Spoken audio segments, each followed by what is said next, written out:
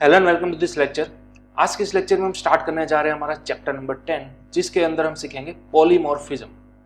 आपको याद होगा ऊप्स के मेन हमारे पास 4 टाइप्स थे या फिर 4 कैटेगरीज थी, राइट, जिसको हम 4 पिलर्स भी बोलते थे। एब्स्ट्रैक्शन, एनकैप्सुलेशन, इनहेरिटेंस और पॉलीमॉर्फिज्म। ठीक है, पहले 3 वाले पिलर्स हमने ऑलरेडी देखकर रखे हैं। आज हम स्पेसिफिकली बात करने वाले हैं पॉलीमॉर्फिज्म के बारे में। अब पॉलीमॉर्फिज्म यानी कि क्या? तो सबसे पहले तो पॉलीमॉर्फिज्म एक ग्रीक वर्ड है, ये कोई इंग्लिश वर्ड नहीं है। यहां पर आपको इन वर्ड को 2 पार्ट में डिवाइड करना है। पॉली यानी कि ज्यादा, ठीक है, मल्टीपल। मॉर्फिज्म यानी कि बिहेवियर्स। अगेन पॉली यानी कि मल्टीपल, मॉर्फिज्म यानी कि बिहेवियर्स। ठीक है, तो इस तरह से वर्ड बना हुआ है पॉलीमॉर्फिज्म। अब पॉलीमॉर्फिज्म के अंदर हम बात करने वाले हैं मेथड ओवरलोडिंग और मेथड ओवरराइडिंग के बारे में। माइट भी अगर आपने C++ की हुई होगी, ठीक है, तो उसके अंदर आप ये दोनों पढ़ चुके होंगे। तो यहाँ पर उसका सेम कंसेप्ट है। मेथड ओवरलोडिंग क्या है, मेथड ओवरराइडिंग क्या है, तो ये दोनों पॉलीमॉर्फिज्म ही है। ठीक है, इसके 2 जनरली टाइप्स हैं। अब मेथड ओवरलोडिंग को आप बोल सकते हो कंपाइल टाइम, और मेथड ओवरराइडिंग को बोल सकते हो आप रन टाइम पॉलीमॉर्फिज्म। ठीक है, यहाँ पर भी कंपाइल टाइम पॉलीमॉर्फिज्म, ये इसके सिनोनिम है। मेथड ओवरलोडिंग यानी कि compile time polymorphism, method overriding यानी कि रन टाइम पॉलीमॉर्फिज्म। ठीक है, अब ये दोनों है क्या और किस तरह से हम इसको इंप्लीमेंट करेंगे हमारे प्रोग्राम के अंदर, तो वो हमें देखना है। तो सबसे पहले मैंने यहाँ पर एक डेमो परमानेंट पॉली नाम का एक क्लास बनाकर रखा हुआ है। ठीक है, फाइल का नाम भी है poly.java। अब सबसे पहले हम बात करेंगे ओवरलोडिंग के बारे में। मेथड ओवरलोडिंग यानी कि क्या? तो चलिए मैं यहाँ पर मल्टी लाइन कमेंट के अंदर लिख रहा हूँ, आप भी मेरे साथ लिखते जाना। What is method overloading? अब मेथड ओवरलोडिंग हम किस तरह से परफॉर्म कर सकते हैं? तो सबसे पहला क्राइटेरिया ये है कि आपको एक ही क्लास के अंदर मल्टीपल मेथड्स क्रिएट करनी है। ध्यान रखना, मल्टीपल मेथड्स क्रिएट करनी है विद इन सेम क्लास, एक ही क्लास के अंदर। और उन सभी मेथड्स का नेम मस्ट बी सेम होना चाहिए।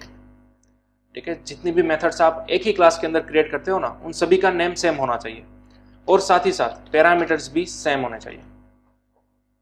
एक खास ध्यान रखेगा, मल्टीपल मेथड्स बनानी है एक ही क्लास के अंदर, जितनी भी मेथड्स बनाओगे उन सभी का नेम आपको रखना है सेम, यानी कि एक जैसा। पैरामीटर्स भी आपको रखना है सेम। ठीक है, हाँ, पैरामीटर्स सेम रखना ये कंपलसरी नहीं है, ये आप सेम भी रख सकते हो और साथ ही साथ डिफरेंट भी रख सकते हो। तो मैं यहाँ पर लिख ही देता हूँ, पैरामीटर्स डिफरेंट हो सकते हैं बट नेम जो है वो कंपलसरी आपके सेम ही रहेंगे। ठीक है, तो ये क्राइटेरिया हमें फुलफिल करना है। ठीक है, जैसे ये क्राइटेरिया फुलफिल हो जाता है तो उस कंसेप्ट को बोला जाएगा मेथड ओवरलोडिंग। देखिए किस तरह से।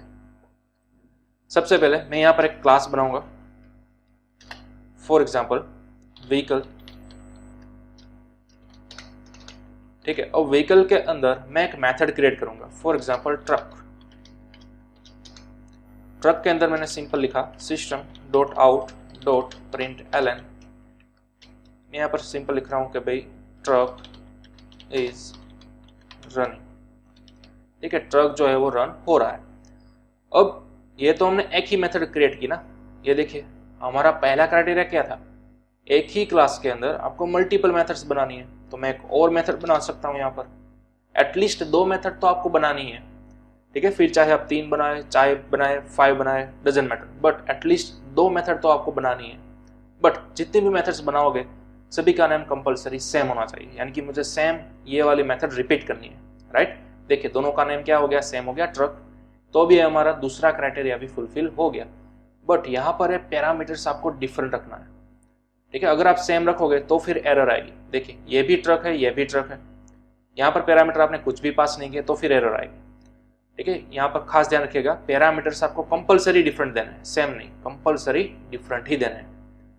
तो पहले ट्रक के अंदर हमने कोई पैरामीटर नहीं दिया, बट दूसरे अंदर मैंने एक पैरामीटर दिया, फॉर एग्जांपल इंटीजर n। ठीक है, तो अब मैं यहाँ पर क्या लिख सकता हूँ, truck is running with suppose n passengers. ठीक है, इस तरह से मैंने कुछ लिख दिया। ओके, चलिए अब मैंने सेव किया। अब देखिए हमारे पास दो ट्रक नाम की मेथड है, दोनों का नेम सेम ही है, बट ऊपर हमारे पास पहली वाली मेथड के अंदर कोई भी पैरामीटर नहीं है, जबकि यहाँ पर हमारे पास एक पैरामीटर अवेलेबल है। ठीक है, तो हम क्या करेंगे, यहाँ पर ट्रक को कॉल करने के लिए सबसे पहले तो आपको व्हीकल का एक ऑब्जेक्ट बनाना होगा। For example O1 is equal to new vehicle, and then after O1 की मदद से आप किसको कॉल कर सकते हो, ट्रक को। ठीक है, तो मैंने इस तरह से ट्रक को कॉल किया। तो अब सोचिए कौन सी वाली मेथड होगी, ये वाली मेथड कॉल होगी या ये इंटीजर n वाली मेथड कॉल होगी। ऑब्वियसली यहाँ पर ट्रक का जो स्ट्रक्चर फॉलो हो रहा होगा, ठीक है, वही कॉल होगी, यानी कि ये ऊपर वाले। यहाँ पर नीचे आपने जब भी ट्रक को कॉल किया आपने कोई भी पैरामीटर पास नहीं किया, तो ऊपर वही वाला सिनेरियो देखिए यहाँ पर मैच हो रहा है। ठीक है, तो ऑब्वियसली यही वाली रन होनी चाहिए, राइट। चलिए मैंने सेव किया, यहाँ पर टर्मिनल के अंदर मैंने फाइल को किया सबसे पहले compile javac poly.java and then after java poly। तो देखिए आ गया ट्रक इज रनिंग। लेकिन अगर आपको इस वाली ट्रक मेथड को कॉल करना है तो फिर आप क्या करोगे, O1 की मदद से ट्रक को तो कॉल करोगे ही। तो क्या मैंने इस तरह से कॉल किया तो ये वाली कॉल हो जाएगी, नहीं। देखिए ट्रक तो आपने एम्प्टी मेथड ही कॉल की ना, तो दो ही बार ऊपर वाली मेथड ही कॉल होगी। देखिए compile and then after run आ गया, दोनों सेम ही मेथड कॉल हो गई, truck is running truck is running. हमें तो ये वाली मेथड चाहिए थी। तो इस वाली मेथड को कॉल करने के लिए जब भी आप ट्रक को कॉल करोगे आपको कंपलसरी एक इंटीजर पैरामीटर पास करना होगा। तो सपोज मैंने यहाँ पर इंटीजर पैरामीटर पास किया, सपोज 12। चलिए अब देखते हैं compile and then after run. तो आप देख सकते हो truck is running with 12 passengers. ठीक है, सबसे पहले ट्रक ऐसे ही जा रहा था एम्प्टी, और यहाँ पर truck is running with 12 passengers. Clear. तो इस बिहेवियर को ही बोला जाएगा मेथड ओवरलोडिंग, और कुछ भी नहीं है। एक ही क्लास है, एक ही क्लास के अंदर मल्टीपल मेथड्स है, बट पैरामीटर्स डिफरेंट होने चाहिए। नाम कंपलसरी सेम ही होने चाहिए बट पैरामीटर्स डिफरेंट होने चाहिए। इसी को बोला जाएगा मेथड ओवरलोडिंग। ठीक है, तो चलिए इसका आप स्क्रीनशॉट ले लो सबसे पहले। ठीक है, यहां पर आप जितनी चाहो उतनी सेम नाम की मेथड्स क्रिएट कर सकते हो, बट एटलीस्ट पहले जैसे ही मैंने बोला दो मेथड तो होनी ही चाहिए सेम नेम वाली। ठीक है, अब यहां पर देखिए क्यों इसको मेथड ओवरलोडिंग बोला जाता है, ये वर्ड क्यों आया। तो मैंने इसीलिए आपको ट्रक का एग्जांपल दिया। सबसे पहले आपने ट्रक को कॉल किया लेकिन आपने कोई पैरामीटर नहीं भेजे, तो ये वाली मेथड कॉल होगी truck is running. Then after आपने उसी ट्रक मेथड को कॉल किया बट यहाँ पर आपने कुछ पैरामीटर पास किए, तो अब ना कि ये मेथड कॉल होगी, ये इंटीजर वाली मेथड आपकी कॉल होगी। Truck is running with n passengers, right, यानी कि 12 पैसेंजर, जो भी आप n की वैल्यू इंसर्ट कराओगे वो। तो सिर्फ और सिर्फ आप इसी क्लास को फॉलो कीजिए। यहां पर आपको क्या इल्यूजन हो रहा है कि आपके पास ट्रक नाम की मेथड एक ही है ना, आप उसे एम्प्टी भी कॉल कर सकते हो, कुछ पैरामीटर पास करके भी कॉल कर सकते हो। ठीक है, एज अ यूजर आपको नहीं पता कि इसके पीछे कोडिंग क्या हुआ है। आपको तो क्या लगता है कि मेरे पास एक ही मेथड है ट्रक, मैं उसको एम्प्टी भी कॉल कर सकता हूं और साथ ही साथ पैरामीटर पास करके भी कॉल कर सकता हूं। लेकिन बिहाइंड द सीन यहां पर आपको उसको काम करने के लिए बनानी होगी दो सेपरेट मेथड। ठीक है, नीचे बिहेव करेगी एक ही मेथड की तरह क्योंकि उसका नेम सेम है।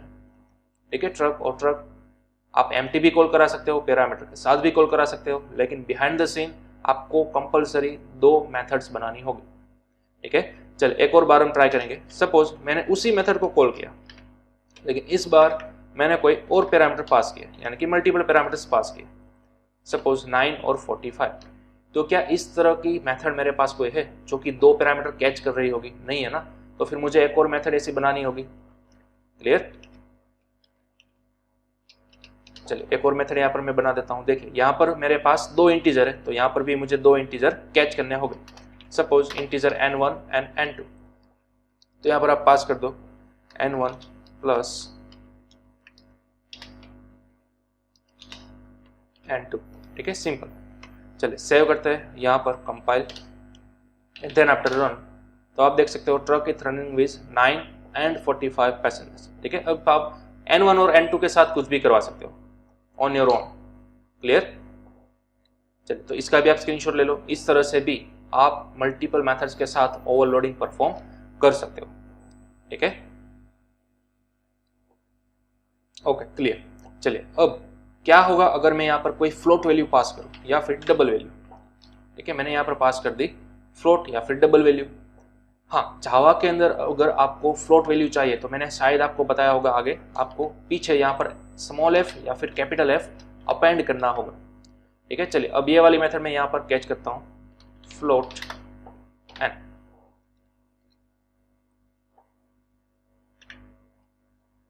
सपोज मैंने यहाँ पर लिख दिया गुड्स। ठीक है, तो अब आपने ट्रक को कॉल किया लेकिन कोई फ्लोट वाली वैल्यू यहाँ पर पास कर दी तो वो फ्लोट वाली वैल्यू यहाँ पर कैच कर सकता है। ठीक है, चलिए save, then after compile, then again run, आ गया 3.2 गुड्स। अगर आपने यहाँ पर फ्लोट वैल्यू पास नहीं की होती, एफ को पास नहीं किया होता तो फिर एरर आती। ठीक है, तो फिर यहाँ पर आपको लिखना पड़ता डबल। बाय डिफॉल्ट पॉइंट वाली वैल्यू जावा के अंदर डबल गिनी जाती है इसलिए। ठीक है, चलिए again save, compile and then after run, तो अब आप देख सकते हो 3.2 गुड्स। ठीक है, तो इस तरह से डजंट मैटर, पैरामीटर्स की क्वांटिटी पर कोई डिपेंड नहीं करता है ओवरलोडिंग। पैरामीटर्स तो यहाँ पर भी एक ही थे, यहाँ पर भी एक ही थे। हाँ, डेटा टाइप चेंज हो जाती है तो फिर ओवरलोडिंग पॉसिबल है। देखिए इस ट्रक के अंदर भी एक ही पैरामीटर था, इस ट्रक के अंदर भी एक पैरामीटर है। ठीक है, लेकिन दोनों का डेटा टाइप क्या हो गया, चेंज हो गया, तो इस वजह से यहाँ पर मेथड ओवरलोडिंग भी पॉसिबल हो सकता है और हमने इस तरह से किया। ठीक है, तो ये भी एक बात आप नोट कर सकते हो। ठीक है, इसका भी एक स्क्रीनशॉट ले लो। ओके, चलिए नेक्स्ट, डेटा टाइप आप चेंज करके भी मेथड ओवरलोडिंग कर सकते हो। सपोज मैंने यहाँ पर प्रिंट नहीं कराया बट कुछ रिटर्न कराया। सपोज मैंने यहाँ पर रिटर्न कराया एन, यहाँ पर भी मैंने रिटर्न करा दिया एन। ठीक है, तो अब यहाँ पर दोनों के अंदर मैंने रिटर्न करा दिया एन, तो अब यहाँ पर रिटर्न क्या हो रहा है, इंटीजर। तो अब रिटर्न डेटा टाइप भी इसका क्या आएगा, इंटीजर ही आएगा। यहाँ पर क्या आएगा, डबल आएगा, राइट, हमारी मेथड का रिटर्न डेटा टाइप। तो अब आपको इसको क्या करवाना होगा, सिस्टम डॉट आउट के अंदर लिखना होगा, तभी आपको वो प्रिंट होकर मिलेगा, system dot out dot print L N. ठीक है, और लास्ट के अंदर यहाँ पर ब्रैकेट क्लोज। उसी तरह से यहाँ पर भी system dot out dot print L N. चलो जैसे मैंने सेव किया, अगेन यहाँ पर compile and then after run, तो आप देख सकते हो 12 और 3.2 आपको देखने को मिल गया। क्लियर। लेकिन क्या होगा अगर यहाँ पर आप एन को रिटर्न नहीं करवाते हो बट कोई इंटीजर को रिटर्न करवाते हो, फिर चाहे वो कोई भी इंटीजर हो, तो अब आपका रिटर्न डेटा टाइप यहाँ पर क्या बनेगा, इंटीजर बनेगा, राइट। भले ही आपने यहाँ पर डबल वैल्यू कैच करवाई, लेकिन ये डेटा टाइप जो आप रिटर्न करवा रहे हो वो किसके ऊपर डिपेंड करता है, रिटर्न स्टेटमेंट के ऊपर। रिटर्न के अंदर आपने यहाँ पर जो भी लिखा है वही डेटा टाइप आपका यूडीएफ का बनेगा, आपकी मेथड का बनेगा। क्लियर। तो क्या ये पॉसिबल है, देखते हैं। सेव किया मैंने, again compile and then after run, तो देखिए ये भी पॉसिबल हो गया। ठीक है, मतलब कि रिटर्न डेटा टाइप आपकी सेम हो तो भी मेथड ओवरलोडिंग हो सकती है। ध्यान ये रखना है कि यहाँ पर पैरामीटर्स का डेटा टाइप क्या होना चाहिए, यूनिक होना चाहिए। क्लियर। चलिए, तो आप इसका भी स्क्रीनशॉट ले लो। और ये था हमारा सिंपल मेथड ओवरलोडिंग, या फिर आप इसको बोल सकते हो कंपाइल टाइम ओवरलोडिंग। ठीक है, कंपाइल टाइम पॉलीमॉर्फिज्म। क्लियर। चलिए, तो ये था सिंपल हमारा ओवरलोडिंग। अब हम बात करते हैं नेक्स्ट ओवरराइडिंग के बारे में। What is method overriding. तो सबसे पहले आप मेथड ओवरलोडिंग की ये चीज जो मैंने लिखी थी वो आप लिख लो, इसको मेंशन कर लो। ठीक है, व्हाट इज मेथड ओवरलोडिंग मैंने यहाँ पर ब्रीफ के अंदर आपको बता दिया। चलिए, उसी तरह से मैं यहाँ पर नोट बना रहा हूँ मेथड ओवरराइडिंग के बारे में। मेथड ओवरराइडिंग, इसके अंदर क्या सिनारियो है, देखिए यहाँ पर भी आपको मल्टीपल मेथड्स बनानी है but with in same class नहीं, डिफरेंट क्लास के अंदर। Multiple methods but different class के अंदर, एक ही क्लास के अंदर कभी भी नहीं। क्यों? क्योंकि इसके अंदर आप जितनी भी मेथड्स बनाओगे उसका नेम तो सेम होगा ही, साथ पैरामीटर भी सेम होंगे। खास ध्यान दीजिएगा, ऊपर नेम सेम थे बट पैरामीटर डिफरेंट थे ओवरलोडिंग के अंदर। ओवरराइडिंग के अंदर मेथड्स के नेम सेम रहेंगे, पैरामीटर्स भी सेम रहेंगे, एक खास ध्यान दीजिएगा। क्लियर। मेथड्स के नेम सेम रहेंगे, पैरामीटर्स भी सेम ही रहेंगे। ओके, चलिए, तो इसको हम पहले इंप्लीमेंट करेंगे। और हाँ, यहाँ पर एक और क्राइटेरिया आता है, inheritance is required. Compulsory inheritance आपको बताना ही होगा। क्यों? थोड़ी देर में आपको ख्याल आ जाएगा इनहेरिटेंस क्यों रिक्वायर्ड है वो। ठीक है, ये मस्ट रिक्वायर्ड है। इनहेरिटेंस के बिना मेथड ओवरराइडिंग नहीं हो सकती।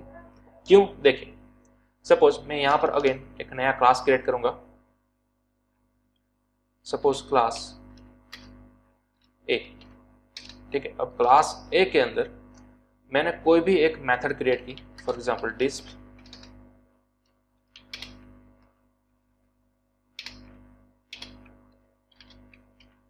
ओके, और यहां पर मैंने लिखा system dot out dot println, यहां पर मैंने लिखा डिस्प फ्रॉम क्लास ए, ठीक है। अब आपको क्या किया गया, मल्टीपल मेथड्स बनाए डिफरेंट क्लास के अंदर। क्यों डिफरेंट क्लास के अंदर? अगर मैंने एक ही क्लास के अंदर बनाया होती मल्टीपल मेथड्स तो क्या दिक्कत आती? देखिए मैंने एक ही क्लास के अंदर मल्टीपल मेथड्स बनाई, सेम नेम रखे मैंने, राइट, पैरामीटर्स भी सेम नहीं रखे। देखिए यहाँ पर 0 पैरामीटर है, यहाँ पर भी 0 पैरामीटर है, ठीक है। मैंने यहाँ पर कोई बॉडी चेंज कर दी, फॉर एग्जाम्पल क्लास एक्स, ठीक है। तो एक ही क्लास है, सेम नेम है, सेम पैरामीटर है, ठीक है। सेम नेम सेम पैरामीटर, ये तो हमारा क्राइटेरिया फुलफिल हो गया, बट डिफरेंट क्लास वाला अभी तक मैंने क्राइटेरिया फुलफिल नहीं किया। तो देखते हैं क्या आता है। सपोज सबसे पहले हम क्लास ए का ऑब्जेक्ट क्रिएट करेंगे O1। अब O1 की मदद से जैसे ही हम डिस्प को कॉल करने की ट्राई करेंगे तो फिर हमारा कंपाइलर जो है वो कंफ्यूज हो जाएगा ना कि डिस्प मेथड में कौन सी वाली कॉल करूं। हमारे पास तो 2 मेथड है, सेम टू सेम स्ट्रक्चर वाली, सेम नेम है सेम पैरामीटर, तो कौन सी मेथड कॉल होनी चाहिए? तो ये पॉसिबल ही नहीं है। सबसे पहली बात, यहाँ पर आपको एरर देखने को मिलेगी। एक ही क्लास के अंदर सेम मेथड पॉसिबल है ही नहीं, एकदम सेम स्ट्रक्चर वाली, ठीक है। देखिए जैसे ही हम यहाँ पर कंपाइल करेंगे हमें एरर देखने को मिलेगी कि मेथड डिस्प जो है वो ऑलरेडी आपने डिफाइन करके रखी है क्लास ए के अंदर। डिस्प वाली मेथड आपने ऑलरेडी बनाकर रखी हुई है, तो फिर क्यों आप अगेन इसको बनाना चाहते हो दूसरी बार, ठीक है। ये एरर आपको देखने को मिली, तो इसलिए हम ये वाली मेथड यहाँ पर नहीं बना सकते, सेम नेम वाली मेथड्स यहाँ पर एक ही क्लास के अंदर नहीं बना सकते।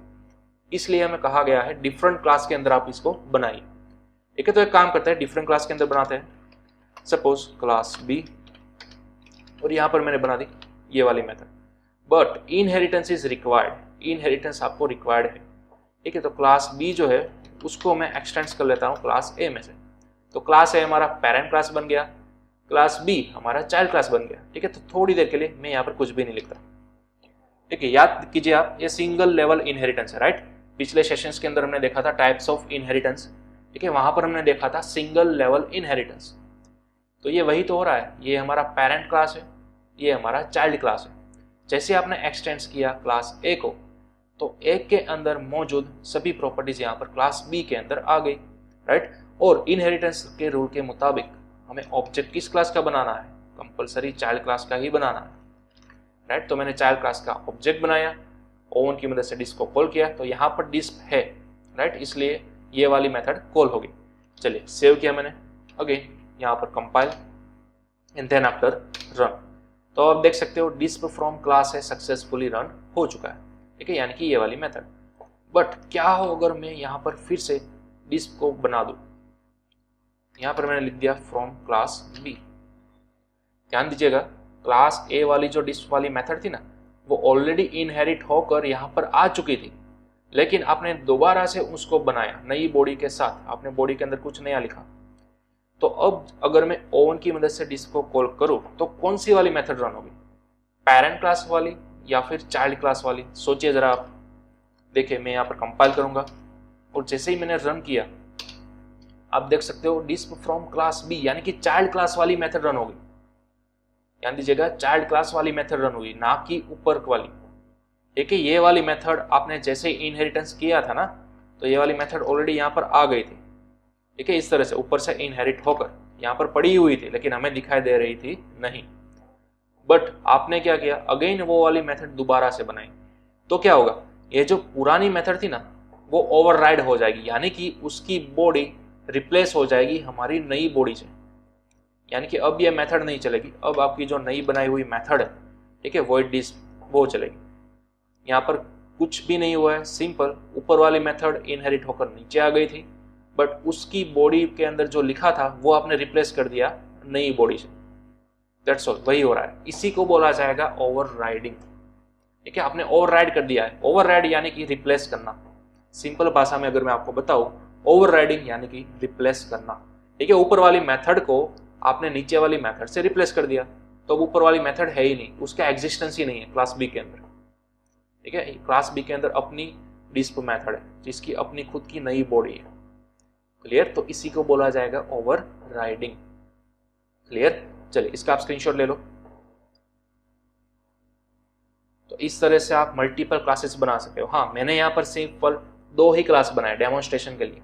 आप जितने चाहो उतने मल्टी लेवल क्लास बना सकते हो, मल्टी लेवल इनहेरिटेंस कर सकते हो। ठीक है, यहाँ पर डिस्प मेथड का काम कुछ अलग है, यहाँ पर डिस्प मेथड का काम कुछ अलग होगा। इस तरह से अलग अलग क्लास के अंदर आप अलग अलग बॉडी बना सकते हो। क्लियर? चलिए देन आफ्टर यहाँ पर आप मेन क्लास का भी स्क्रीनशॉट ले लो, इसके भी नोट डाउन कर लो। क्लियर? चलिए अब नेक्स्ट मैं आपको एक पिक्चर बताना चाहूंगा दोनों का डिफरेंस, मेथड ओवरलोडिंग और मेथड ओवरराइडिंग, इन दोनों का। अब इन दोनों के बीच में डिफरेंस क्या है वो आप थोड़ा थियोरेटिकली देख लो। देखिए सबसे पहले मेथड ओवरलोडिंग यानी कि it is used to increase the readability of the program. ठीक है, मेथड ओवरलोडिंग वाला हमारा थोड़ा सा प्रीवियस वाला एग्जांपल याद कीजिए, वो ट्रक वाला, जिसके अंदर ट्रक नाम की मेथड कई सारी हो सकती है, बट उसके अंदर पैरामीटर्स क्या हो सकते हैं, अलग अलग हो सकते हैं, राइट? तो वो थोड़ा रीडेबल हो जाता है प्रोग्राम। जबकि अभी अभी हमने देखा मेथड ओवरराइडिंग, वो क्या करेगा? Method overriding is used to provide the specific implementation of the method that is already provided by its super class. देखिए ओवरराइडिंग के अंदर क्या था, डिस्प नाम की मेथड जो कि सुपर क्लास के पास थी, यानी कि पेरेंट क्लास के पास थी, उसकी अपनी एक डेफिनेशन तो थी, उसका अपना एक बॉडी पार्ट तो था ही, लेकिन चाइल्ड क्लास के अंदर वो क्या हो गया, रिप्लेस हो गया। ठीक है, नाम तो वही था डिस्प वाली मेथड, लेकिन चाइल्ड क्लास की अपनी खुद की नई बॉडी आ गई। तो क्लास ए का डिस्प का डेफिनेशन अलग था, क्लास बी का डिस्प वाला मेथड अलग था। ठीक है, अपना खुद का वर्जन है।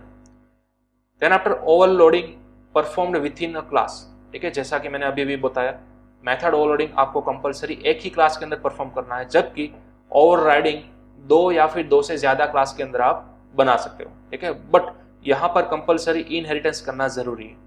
तो यहाँ पर आपको एक नया वर्ड देखने को मिलता है, इज ए रिलेशनशिप। ठीक है, ये आप खास नोट डाउन कर लेना, आईएमपी है ये। मेथड ओवरराइडिंग के अंदर जो इनहेरिटेंस हम करते हैं ना, उसी को बोला जाता है इज अ रिलेशनशिप। ठीक है, is a relationship. Method overloading को आप पैरामीटर अलग अलग पास कर सकते हो। ठीक है, कंपलसरी है ये चीज, मैंने आगे भी बताई, पैरामीटर्स मस्ट बी डिफरेंट। वो ट्रक वाला एग्जांपल याद कीजिए। क्लियर? जबकि यहां पर ओवरराइडिंग के अंदर parameter must be same, parameters आपको कंपलसरी सेम ही लगाना है। ठीक है, जितनी मेथड्स आप क्रिएट करो उतने। Then after method overriding is example of compile time polymorphism. Method overloading का दूसरा नाम ही है कंपाइल टाइम पॉलीमॉर्फिज्म। उसी तरह मेथड ओवरराइडिंग का भी दूसरा नाम है रन टाइम पॉलीमॉर्फिज्म। तो ये भी मैंने आगे आपको लिखवा दिया, राइट? और last method overloading can be performed by changing return type of the method only. Return type can be same और different in method overloading, but you must have to change the parameter. अभी अभी हमने देखा था truck वाला example, उसकी return type हमने change की थी ना, दोनों की रिटर्न टाइम हमने इंटीजर और डबल रख दी थी, याद कीजिए थोड़ी देर पहले, राइट? एक की हमने रखी थी इंटीजर, दूसरे की हमने रखी थी डबल। देन आफ्टर उसके अंदर हमने चेंज किया था, दोनों की रिटर्न डेटा टाइप हमने रख दी थी इंटीजर, क्योंकि उसके अंदर से रिटर्न वाला डेटा क्या हो रहा था, रिटर्न हो रहा था।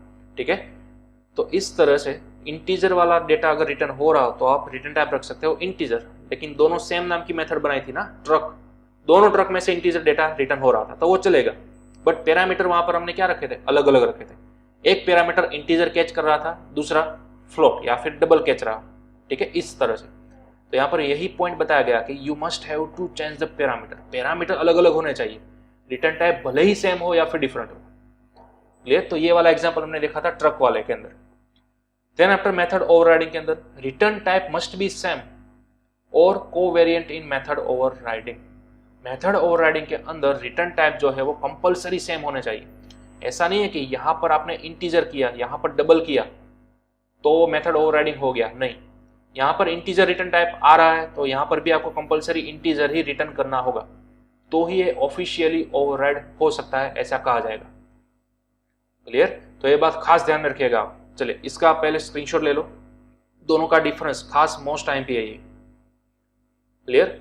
और एक थोड़ी सी फनी चीज, इस तरह से भी आप इमेजिन कर सकते हो मेथड ओवरलोडिंग को और मेथड ओवरराइडिंग को। ओवरलोडिंग यानी कि क्या, देखिए क्लास एक ही है, ये जो धनुष आपको दिख रहा है उसको आप एक क्लास की तरह देखो, क्लास एक ही है, बट देखिए ये एरोज, 3 एरोज, यानी कि उसके अंदर 3 मेथड्स है, ठीक है, 3 मेथड्स है सेम टू सेम, तो इसी को बोला जाएगा ओवरलोडिंग। जबकि ओवरराइडिंग के अंदर क्या था, क्लास एक है, ठीक है, उसके अंदर आप एक ही साथ 2 एरोज को छोड़ नहीं सकते। ध्यान दीजिएगा, वॉइड डिस्प आप यहाँ पर 2 बार नहीं लिख सकते, आपको कंपलसरी चाइल्ड क्लास के अंदर लिखना जाना पड़ा था ना, नई बॉडी बनानी थी तो, राइट, तो यही बात यहाँ पर बताई गई है।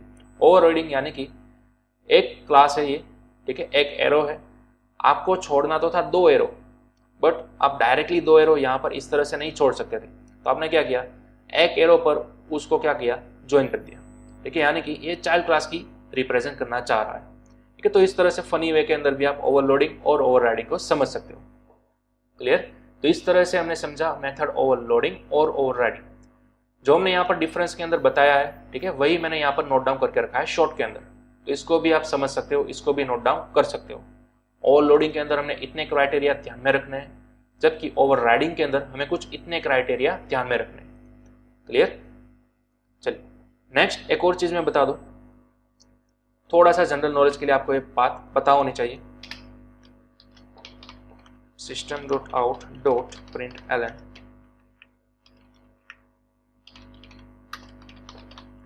चलिए अब क्या होगा, इस मेन क्लास के अंदर ये जो हमारी मेन मेथड है ना, वो मैं डुप्लीकेट करूँ तो सपोज मैंने इस वाली मेन मेथड को कॉपी किया और अगेन पेस्ट किया, मैंने यहाँ पर लिखा सेकंड, और मैंने यहाँ पर डेटा टाइप जो है वो चेंज कर दिया, सपोज इंटीजर, ठीक है। अब तक जो हमारा मेन क्लास था, यानी कि हमारी फाइल नेम के बराबर वाला जो क्लास था, उसके अंदर हम 100% एक ही मेन मेथड बनाते थे ना, पब्लिक स्टैटिक वॉइड मेन। लेकिन आज हमने सीखा ओवरलोडिंग और ओवरराइडिंग, तो चलिए थोड़ा सा एक्सपेरिमेंट करते हैं। हमारे पास फिलहाल 2 मेथड है मेन वाली, जिसके अंदर एक स्ट्रिंग वाला एरेज है और दूसरे के अंदर इंटीजर वाला एरे है। तो जब मैं इस प्रोग्राम को रन करता हूं तो हमारा JVM यानी कि जावा वर्चुअल मशीन किस वाली मेन मेथड को कॉल करेगा, ये वाली मेथड या फिर ये वाली मेथड? सोचिए जरा आप। देखिए मैं यहाँ पर कंपाइल करूंगा एंड देन आफ्टर रन, तो देखिए किसको कॉल किया, मेन फर्स्ट, यानी कि ये वाली मेथड। ऐसा नहीं है कि मैंने यहाँ पर इसको ऊपर लिखा है और इसको नीचे लिखा है इसलिए, नहीं, JVM जो है हमारे जावा के अंदर वो कंपलसरी उसी मेन मेथड को कॉल करेगा जिसके अंदर आपने स्ट्रिंग डेटा टाइप वाला एरे पास किया है, ना कि कोई अनदर डेटा टाइप। आप चाहे तो इसको नीचे भी लिख सकते हो, इसको कट किया मैंने, इसको नीचे लिख दिया।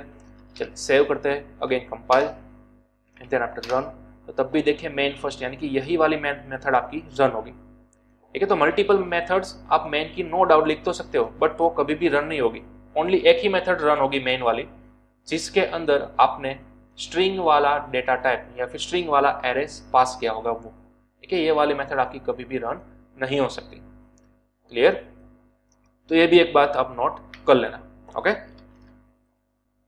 चलिए तो आज का सेशन हम यहीं पर एंड करते हैं। आज के सेशन में हमने सीखा पॉलीमॉर्फिज्म, ओवरलोडिंग और ओवरराइडिंग, ठीक है। इसके दूसरे नाम भी आप याद रखिएगा, कंपाइल टाइम पॉलीमॉर्फिज्म यानी कि मेथड ओवरलोडिंग, और रन टाइम पॉलीमॉर्फिज्म यानी कि मेथड ओवरराइडिंग, ठीक है। अब आपको टास्क क्या करना है, सिंपल आप इंटरनेट पर रिसर्च कीजिए पॉलीमॉर्फिज्म एग्जांपल्स, ठीक है, और उसकी फिगर्स आएगी। ध्यान दीजिएगा, आपको कोडिंग नहीं देखना है, उसकी फिगर्स देखनी है। गूगल इमेजेस के अंदर आप रिफर कर सकते हो मेथड ओवरलोडिंग या फिर मेथड ओवरराइडिंग, उसकी कुछ इमेजेस आएगी, ठीक है, उसके क्वेश्चंस की, उस इमेजेस के ऊपर से आपको कोडिंग करना है। याद कीजिए हम इनहेरिटेंस की हमने कुछ फिगर्स आपको बताई थी, राइट, 5 टाइप्स की, उस फिगर को हम इंप्लीमेंट करते थे। उसी तरह से आप यहाँ पर भी कोई सारी फिगर्स को रेफर कर सकते हो और उसके ऊपर से कोडिंग करने की ट्राई करो आप, ठीक है, ओवरलोडिंग की और ओवरराइडिंग की। और साथ ही साथ मैं आपको एक सेल्फ स्टडी दे रहा हूँ, एक छोटा सा टॉपिक, ध्यान दीजिएगा, इसको आपको परफॉर्म करना है, static binding and dynamic binding. बहुत ही छोटा सा टॉपिक है। स्टैटिक बाइंडिंग क्या है, डायनेमिक बाइंडिंग क्या है, और जावा के अंदर आप किस तरह से इसको परफॉर्म कर सकते हो, ठीक है। 5 to 10 मिनट्स का ही रिसर्च का एक टॉपिक है, आपको आराम से आ जाएगा। तो थोड़ी सी आपको क्या करनी है, रिसर्च करनी है, ठीक है। What is static binding, what is dynamic binding. Clear? तो चलिए अब हम मिलते हैं अपने नेक्स्ट सेशन के अंदर नए टॉपिक के साथ।